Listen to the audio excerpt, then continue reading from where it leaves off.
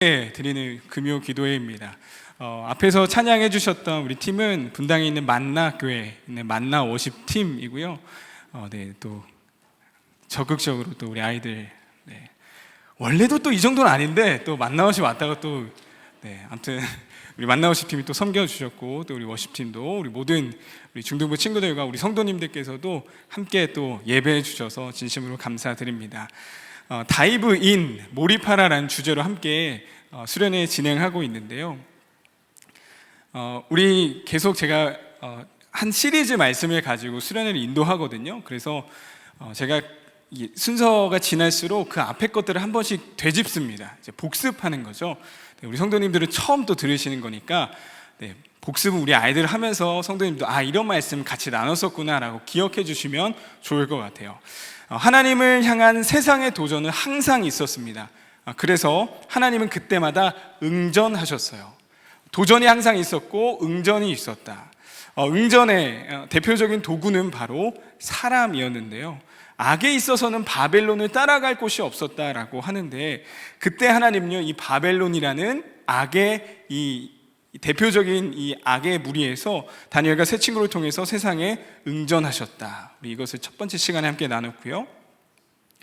그래서 바벨론이 다니엘과 세 친구를 바벨론화 시키기 위해서 많은 변화를 주었습니다. 자, 우리 첫 번째로 무엇을 변화시켰죠?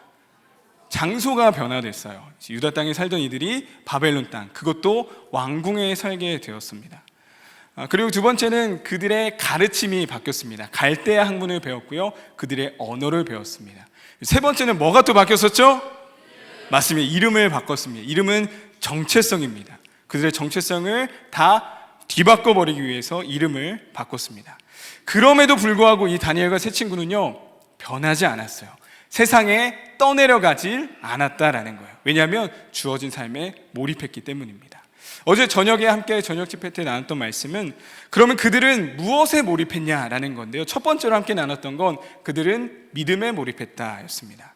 다니엘이 보여준 믿음에 대해서 함께 살펴봤습니다. 첫 번째는 일상의 믿음이었습니다. 다니엘서 1장 8절을 보면 다니엘이 뜻을 정했다라고 기록하고 있어요. 자, 근데 어떤 뜻을 정했냐면, 왕의 음식과 포도주로 나를 더럽히지 않겠습니다 라는 뜻을 정합니다. 자, 근데 이게 왜 대단한 거냐? 다니엘서 3장과 6장에는 아주 큰 사건들이 나오죠. 대표적으로 3장에는 풀무불에 이 세 친구가 던져집니다. 6장에서는요, 다니엘이 어디에 떨어지게 되죠? 사자굴에 떨어지게 됩니다. 그 순간은요, 누가 봐도 위기의 순간이에요. 위기의 순간에 기도하는 건, 그건 어떻게 보면 당연한 겁니다. 그런데 다니엘은 어땠어요? 포로로 끌려왔고 왕궁에서 교육을 받게 됐습니다. 그때 왕궁에서 주는 음식 먹는 거 당연한 겁니다. 제가 예를 들었어요. 군대 가서 짬밥 먹는 거 당연하다. 짬밥 준대 안 먹을 거야? 당연히 먹는 거죠. 근데 다니엘은 그 순간도 위기였다는 것을 알았던 거예요. 그래서 뜻을 정했고 그것을 자신의 믿음으로 표현했다는 거죠. 두 번째는 저항하는 믿음이었습니다. 왕궁의 음식을 거부하는 건요, 10대 이 소년들이 할 수 있는 최선의 믿음의 표현이었어요. 믿음은 저항입니다. 우리의 삶 속에서도요, 세상의 질서가 나를 지배할 수 없다는 그 믿음의 저항으로 우리도 살아가야 한다라는 말씀 함께 나눴고요. 세 번째는 다니엘이 보여준 부드럽지만 강한 믿음을 함께 살폈습니다. 환관장에게요, 한 가지를 제안하게 됩니다. 우리는 채식만 먹을 테니 한번 비교해 보자고.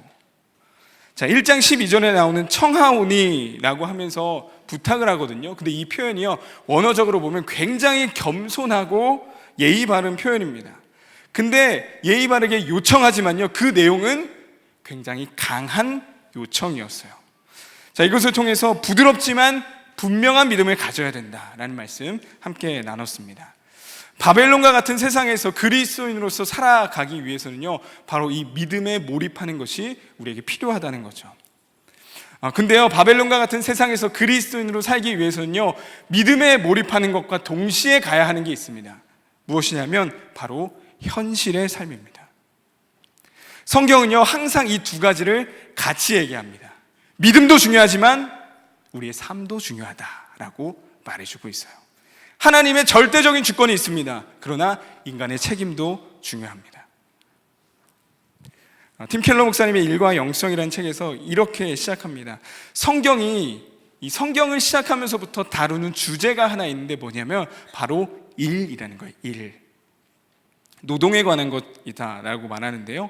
창세기 2장 2절을 보면 하나님이 그가 하시던 일을 일곱째 날에 마치시니 그가 하시던 모든 일을 그치고 일곱째 날에 안식하셨다라고 말하고 있어요. 태초에 하나님이 하셨던 건 바로 일이었습니다. 모든 일을 그치셨다라고 말해요. 자, 일이라는 것은요, 원래 없던 게 추가되거나 사람들이 만들어낸 어떤 죄의 결과, 산물 이런 게 아닙니다. 하나님은 처음부터 이 일이라는 것을, 노동이라는 것을 디자인하셨어요. 또한 만물을 창조하신 하나님께서 그 만물을 다스리시고 주관하시는, 피조물들을 돌보시는 일들을 계속해 나가시죠. 그리고는 그 일을 우리에게 맡기십니다. 이 책의 한 대목입니다. 하나님의 선한 섭리는 늘 일하는, 더 구체적으로 말하자면 일과 쉼을 지속적으로 반복하며 살아가는 인간을 포함하고 있다라고 말합니다. 믿음으로 이 세상을 살아가는, 또한 세상 속에서 살아가는 우리에게 중요한 메시지입니다. 바로 세상을 놓치지 않아야 된다는 거예요. 이것을 참 잘했던 인물이 바로 오늘 함께 살펴볼 다니엘입니다. 다니엘은 세상에 떠내려가지 않았어요. 믿음으로 그 자리를 잘 지켰습니다. 더 멋있는 게 있습니다. 그 현실을 더 멋지게 살아냈던 사람입니다. 오늘 다니엘의 모습을 통해서 현실에 몰입하며 살아갈 우리에게 반드시 기억해야 될 세 가지 함께 살펴보겠습니다. 첫 번째입니다. 지금을 붙잡아야 합니다. 오늘 본문 말씀이죠. 21절 말씀 우리 다시 한번 읽겠습니다. 21절입니다. 1장 21절 시작.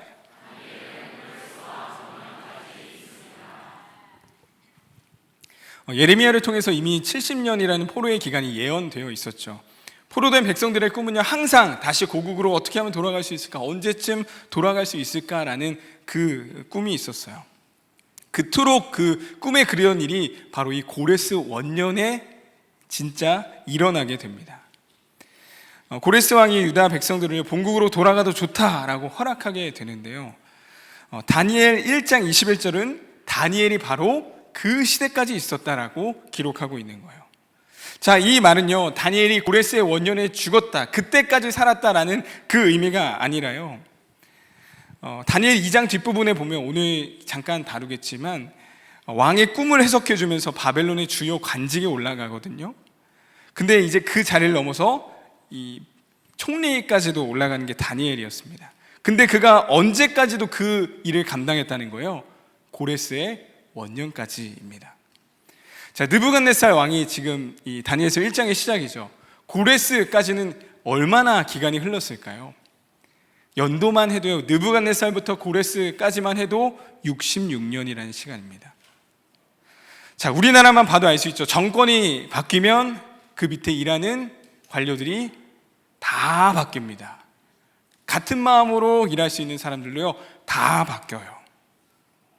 지금은요, 정권이 바뀌는 그런 수준이 아니라요, 지배하는 나라가 바뀌었습니다. 근데 다니엘이 계속해서 쓰임을 받았다는 거예요. 자, 이것이 의미하는 바가 뭘까요? 다니엘은 주어진 순간순간을 최선을 다해 살았다라는 것을 보여주는 거예요. 우리의 삶은 어떤 삶이냐면 하나님이 지금 나에게 주신 삶이 바로 우리의 삶입니다.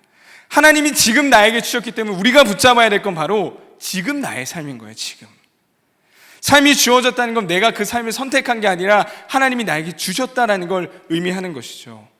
다니엘서의 시작도 그렇습니다. 1장 2절을 보면 주께서 유다를 바벨론에게 넘기셨다라고 말해요. 다니엘은 그렇게 주어진 현실을 충실하게 살아냈던 사람이었습니다. 전도서 7장 13절 14절 말씀인데요, 우리 한번 같이 한번 읽어볼까요? 있습니다. 시작. 하나님께서 행하시는 일을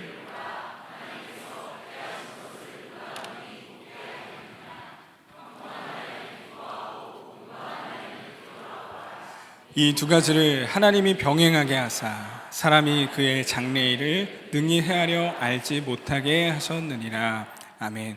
여러분, 하나님이 우리에게 주신 삶이 바로 이렇습니다. 우리가 알지 못하게 하셨어요. 그저 주어진 삶을 믿음으로 걸어가게 하신 게 우리의 삶입니다. 수련회를 준비하면서 지난 4주 동안 토요일 저녁에 모여서 기도회로 모였습니다. 기도회 하면서 함께 나눴던 말씀이 있는데요, 바로 하박국서였어요. 하박국서는 하박국의 질문, 하나님을 향한 질문과 하나님의 대답이 반복하면서 이어지는 이 성경인데요, 처음에 하박국이 질문하면서 이 성경이 시작합니다. 어찌하여 이런 일이 우리에게 벌어집니까? 주님, 어느 때까지입니까? 라는 질문을 하고 있어요. 하나님이 대답하시는데요, 니네 들어도 알지 못할, 니네 들으면 정말 놀랄 만한 일이 있을 거야 라고 말해요. 그러면서 하시는 말은 갈대아 사람들을 일으킬 거다 라고 합니다. 성경에 나오는 이 갈대아라는 표현은 바벨론이라고 보시면 됩니다. 한마디로 언제까지 우리 이렇게 놔두실 겁니까? 하는데 하나님은 오히려 바벨론을 일으키셔서 너희를 심판할 거라고 말씀하시는 거예요. 자, 그 하나님의 말씀을 듣고 난 이후에 하박국의 모습이 하박국서 2장 1절에 기록되어 있습니다. 자, 함께 읽어볼까요? 시작. 내가 내 파수하는 곳에 서며 성루에 서리라.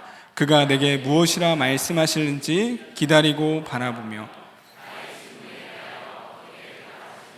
보리라 하였더니. 잠시만 띄워주시겠어요? 이 하박국서 2장 1절은 정말 주옥 같은 표현들로 가득한 구절인 것 같아요. 그 중에 중요한 것만 살펴보겠습니다. 뭐라고 말하고 있습니까? 기다리겠대요.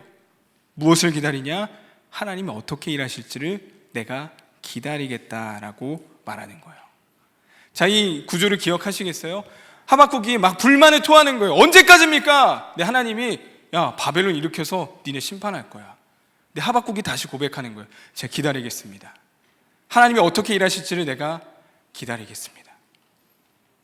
분명 하박국이 원하는 응답은 아니었거든요. 그러나 그 현실을 기다리겠대요. 하박국에게 지금 있는 믿음은 어떤 믿음인 걸까요? 바로 내가 구하는 것보다 하나님이 나에게 주신 게 더 좋다는 믿음이에요. 여러분, 묻겠습니다. 내가 구한 게 더 좋습니까? 하나님이 나에게 주신 게 더 좋습니까? 다시 한번 묻겠습니다. 내가 구한 게 좋은 건가요? 하나님이 주신 게 좋은 건가요? 맞아요. 내가 구한 것보다 하나님이 나에게 지금 주신 게 더 좋은 겁니다. 어쩌면 지금이라는 순간은 내가 구한 것을 들으신 하나님께서요, 나에게 주신 가장 좋은 것이라고요. 여러분의 지금이라는 순간이.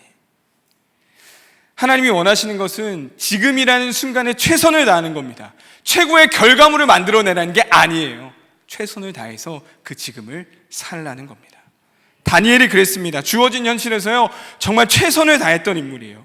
그래서 그는 노년의 나이까지 정권이 바뀌고 지배하는 나라가 바뀌었는데도 그는 귀하게 쓰임받았던 겁니다. 우리에게로 적용해 보겠습니다. 나의 지금이, 여러분의 현재가 하나님께 있습니다. 하나님이 주신 지금이라는 순간에 몰입할 수 있기를 바랍니다. 우리 학생들은 방학이 다 시작됐거든요. 미안하지만 공부에 몰입해야 돼요.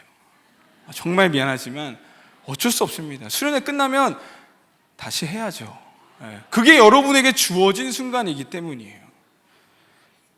아멘이 전혀 안 나오네요. 네. 안타깝습니다. 네. 주어진 그 순간에 그만해. 자, 주어진 그 순간에, 주어진 그 공간에, 주어진 그 관계에 더 집중하는 거. 그게 믿는 자들에게 필요한 모습이라는 거예요. 무엇보다 우리가 몰입해야 할 것이 있습니다. 바로 지금입니다. 지금. 여러분의 지금이요. 어떠셨는지 모르겠습니다. 우리 아이들이 나와서 중등부 또 언어를 쓰면 안 되니까 난리를 치는 걸 보면서 어떠셨는지 모르겠습니다. 어쩌면 좀 불편하셨을 수도 있겠어요. 나 너무 기도할 게 많아서 이 자리에 왔는데 왜 앞에서 저러고들 있나. 우리 금요기도회가 사실 그런 자리잖아요. 내가 정말 기도하고 싶어서 나오는 자리잖아요. 근데 중등부 애들 시끄러워 죽겠고 또 앞에 계속 이런 준우 같은 애 막 왔다 갔다 하고 막 얼마나 또 그러시겠어요.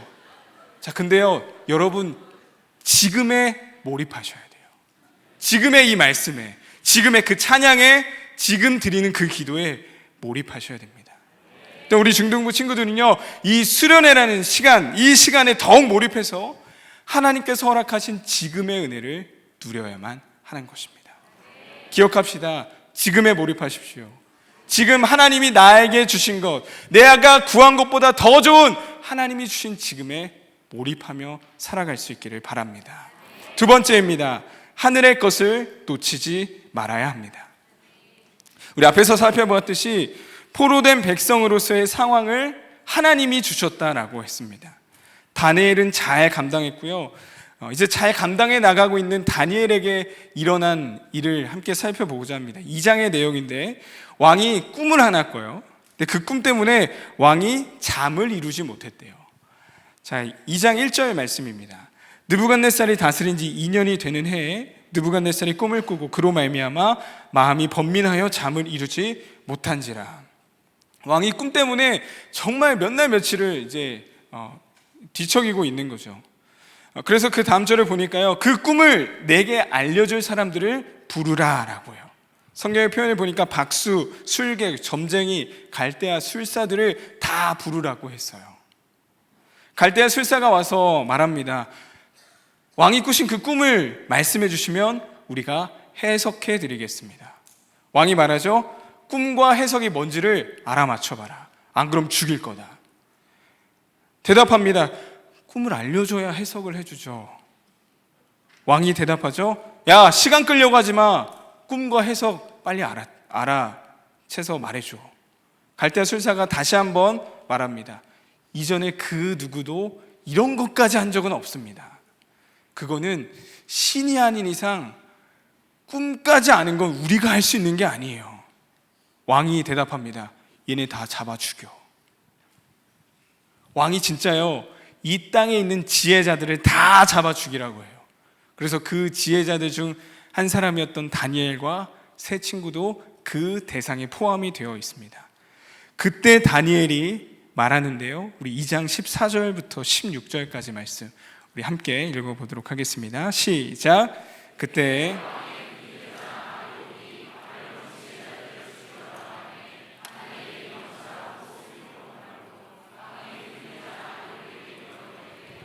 왕의 명령이 어찌 그리 급하냐 하니 아리옥이 그 일을 다니엘에게 알리매 다니엘이 들어가서 왕께 구하기를 시간을 주시면 왕에게 그 해석을 알려드리리다 하니라. 아멘. 다니엘이 말합니다. 왕의 명령이 어찌 그리 급합니까? 왕께 다니엘이 말하죠. 시간을 주시면 그 모든 것 제가 알아오겠습니다. 자, 여러분, 제가 어제 무슨 꿈을 꿨는지 아세요? 알 리가 없죠. 어떻게 알겠어요? 자, 궁금했습니다. 이 본문을 보면서 정말 다니엘은 시간을 주면 해결할 수 있는 일이라고 생각했을까? 아무리 생각해도 정말 이해할 수 없는 행동이었습니다. 근데 이것이 이 바벨론의 주술사들과 달랐던 점이었어요. 뭐냐면 시간을 달라라고 합니다. 자, 시간을 진짜 허락을 받습니다. 시간을 허락받은 다니엘이 했던 게 뭘까요? 새 친구를 찾아가죠. 이런 일이 있었어. 우리 이거 가지고 같이 기도하자. 뭐가 다른지 아시겠죠? 친구들에게 말하고요, 그거 가지고 같이 기도하자고 해요. 에드워드 영이라는 분은 이 본문을 이렇게 해석합니다. 그는 이전에 이미 특별한 방식으로 자기와 함께 하셨던 그 전능하신 하나님이 지금 자기를 저버리지 않으실 것이라는 확신을 갖고 단지 어떤 구체적인 시간을 달라고 한 것뿐이다. 다니엘이 확신이 있었다는 거예요. 무슨 확신이냐면 하나님의 도우심이 있을 거야 라는 확신이었던 거죠. 다니엘은 이 땅을 치열하게 살아갔던 사람이라고 말씀드렸죠. 근데 그러면서도 그가 늘 경험했던 겁니다. 무엇을요? 하나님이 돕고 계시다는 것을 그는 경험했던 거예요. 다니엘이 꿈도 모르는 상황에서 무모하게 그러나 담대하게 말할 수 있었던 게 바로 여기에 있는 겁니다. 하나님의 도우심을 알았고 그 하늘의 것을 놓지 않고 살아갔던 자였기 때문이라는 거죠. 지금을 살아가는 우리에게 정말로 필요한 게 바로 이것이지 않을까 싶어요. 이 땅에서 우리는요, 정말 치열하게 살아가야 하고 아마 모든 분들이 그렇게 살아가고 계실 겁니다. 근데 우리가 정말 주의해야 될 것, 특별히 우리 중등부 친구들 주의해야 될 게 뭐냐면요, 믿음만 좋은 바보가 돼서는 안 돼요. 우리 중등부 봤을 때요, 제가 놀랐던 게 하나 있습니다. 뭐냐면 중학생인데 뭔가 이렇게 섬기는 게 많아요. 주일학교 교사도, 보조교사도 하고, 학생 임원도 하고, 워십팀도 하고, 찬양팀도 하고, 토요일 제자반도 하고. 제가 매번 말합니다. 야! 하나만 해, 하나만. 가서 공부해.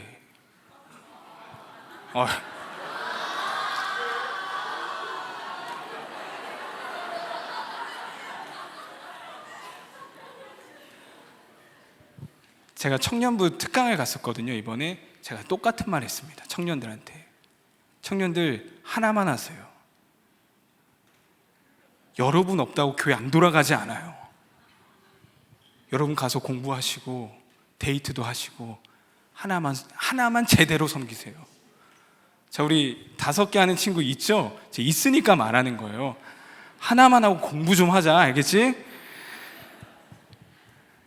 우리 이렇게 치열하게 살아가면서 잊지 않아야 되는 게 있다는 거예요. 뭐냐면 하늘의 공급입니다.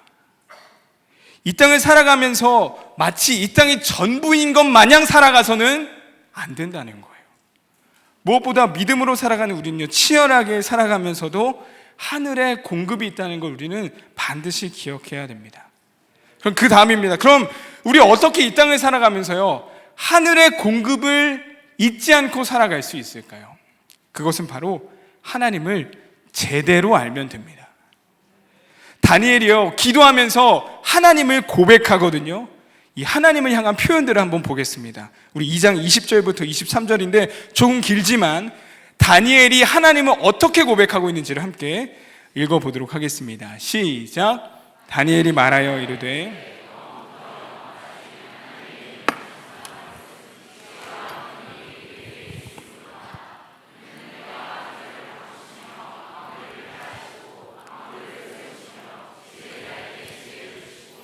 총명한 자에게 지식을 주시는도다. 그는 깊고 은밀한 일을 나타내시고 어두운 데 있는 것을 아시며 또 빛이 그와 함께 있도다. 나의 조상들의 하나님이여, 주께서 이제 내게 지혜와 능력을 주시고 우리가 주께 구한 것을 내게 알게 하셨사오니 내가 주께 감사하고 주를 찬양하나이다. 곧 주께서 왕의 그 일을 내게 보이셨나이다 하니라. 아멘. 여러분, 이게 10대 소년의 고백입니다. 하나님을 얼마나 놀랍게 고백하고 있는지 보이세요?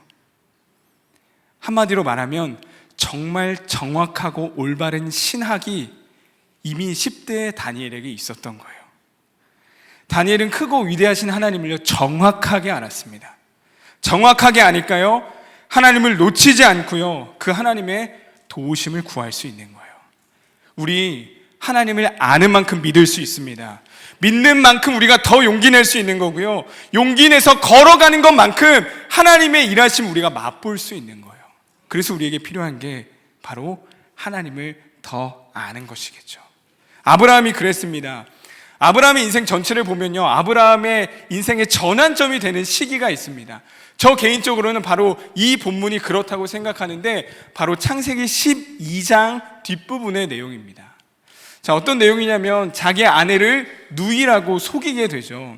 자, 그때 결과가 이렇게 기록되어 있거든요. 창세기 12장 17절 말씀입니다. 여호와께서 아브라함의 아내 사레의 일로 바로와 그 집에 큰 재앙을 내리신지라. 자, 이 본문을 보고요, 좀 이상하다는 걸 느껴야 됩니다. 뭐가 이상할까요? 자, 지금 거짓말은 누가 했어요? 아브라함이 내 아내를 누이라고 속였습니다. 자, 벌을 누가 받았죠?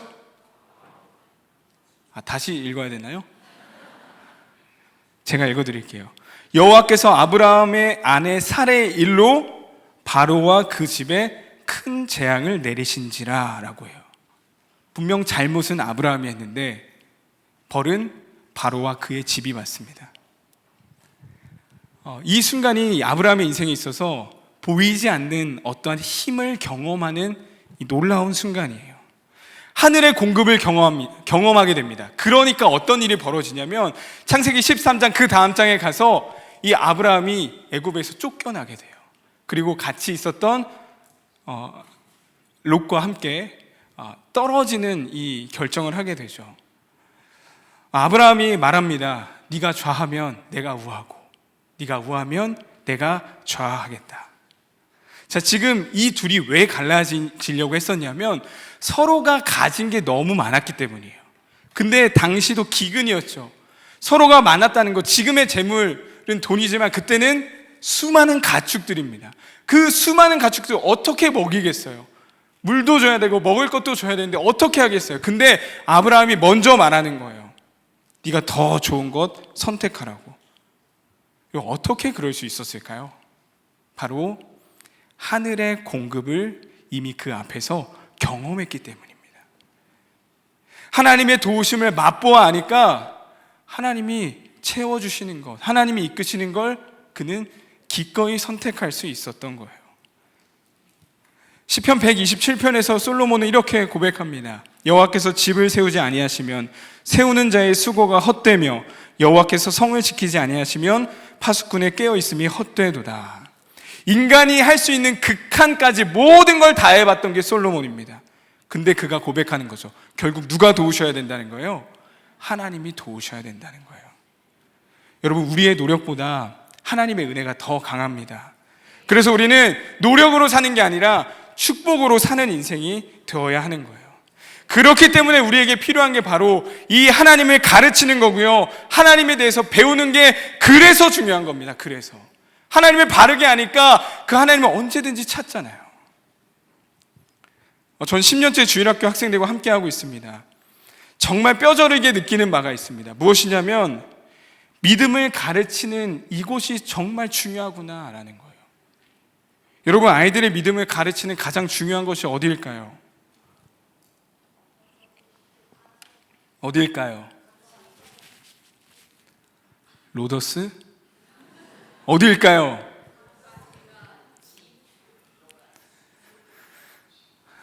믿음을 가르치는 가장 중요한 것은 가정입니다.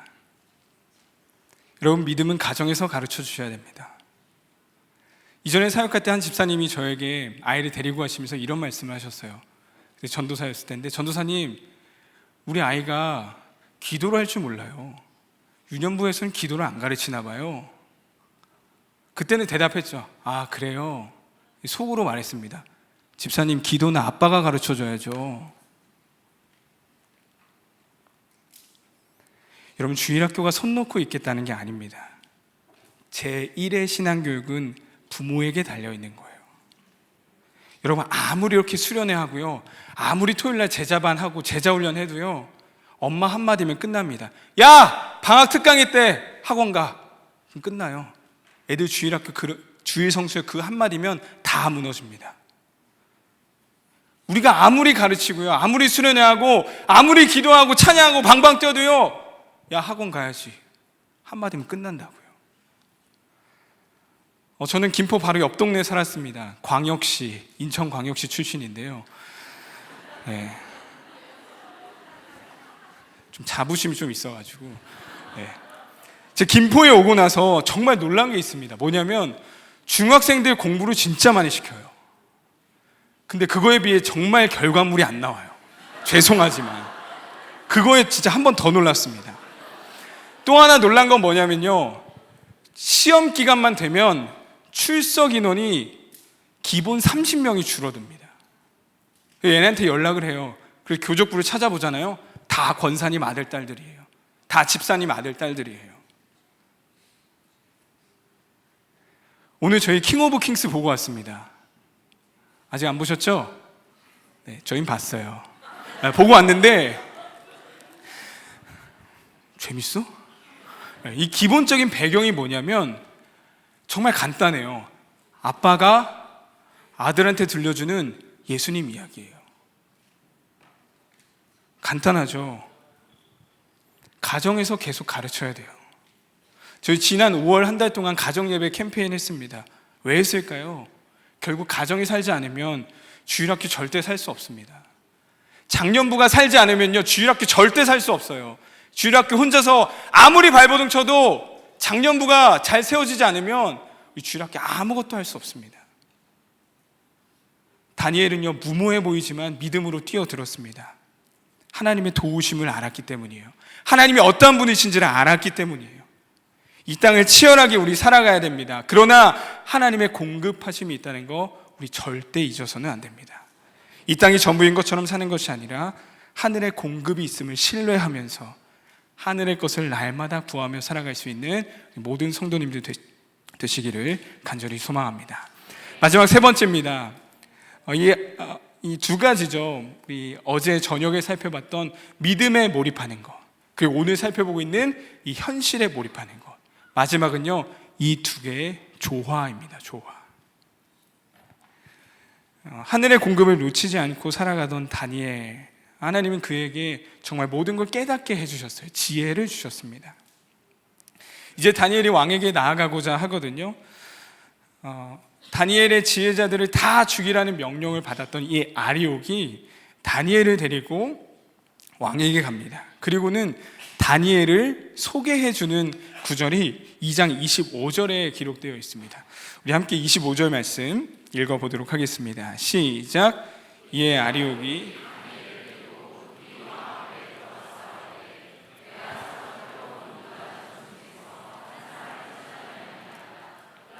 해석을 왕께 알려드리리다 하니라. 자, 왕 앞에서 누구를 데리고 왔다고 해요?